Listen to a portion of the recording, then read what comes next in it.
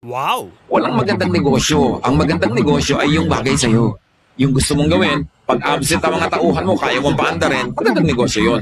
Pero magtatayo ka ng talyer, hindi ka marunong mag-welding, pag absent yung welder mo, sarado ang talyer, edi hindi magandang negosyo yan. Yung iba kasi, pasabi, uy, kumikita yun, gayahin natin magandang negosyo. Pero, kaya mo ba yung ginagawa ng may-ari nun? Para paandarin mo yan.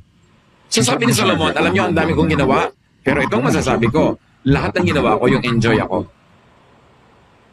Because when your work is enjoyable, you are not working, you are playing. That's why you should find work that you enjoy so that all your life you don't work, but you play.